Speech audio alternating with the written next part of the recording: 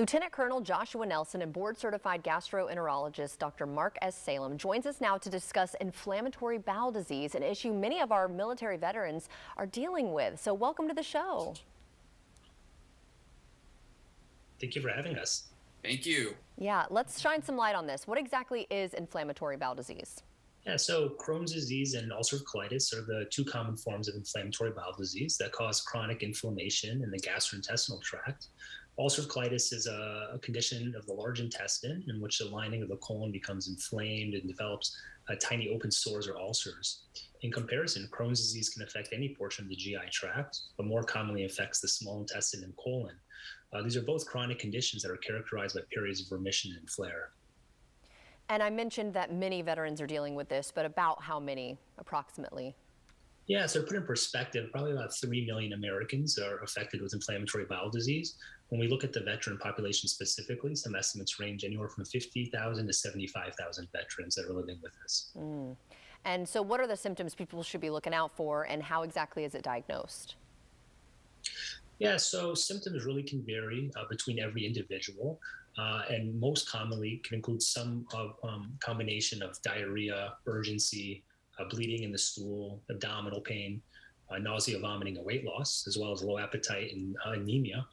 Some individuals can experience some extraintestinal manifestations such as joint pain, skin rashes, mouth ulcers, eye problems, and inflammation in the liver.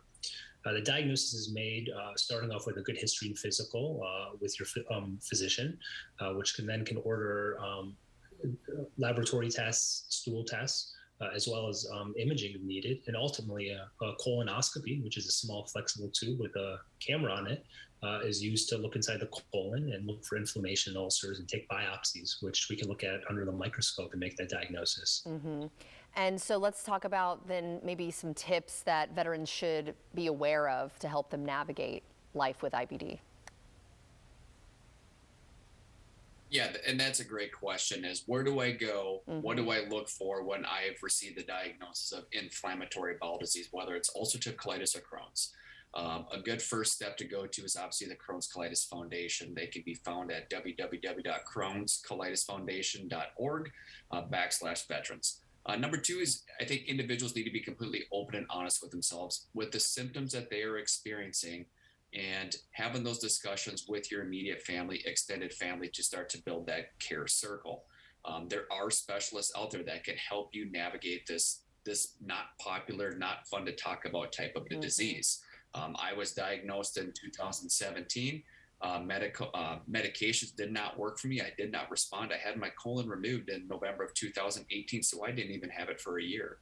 But I can tell you that once I underwent that surgical option, my quality of life went through the roof. I have my life back. I'm someone who lives with no medications, no special diets or restrictions, because the scary part is if you have an active disease, you feel like a prisoner in your own home. You lose confidence to go out with family members, to go out and do social events, because you never quite know when an accident could arise. So there are options out there. Individuals just need to be their own best advocate and truly keep moving forward and don't quit. Well, I'm so sorry that you've dealt with that, but glad that, things are doing a lot better now for you. Thank you for your service too, by the way. And you mentioned a website. Can you give it to us one more time? And if there's another way we can get resources? Yes, that's going to be www.crohnscolitisfoundation.org/veterans. And if you'd like to see this segment again, just head on over to firstcoastliving.net.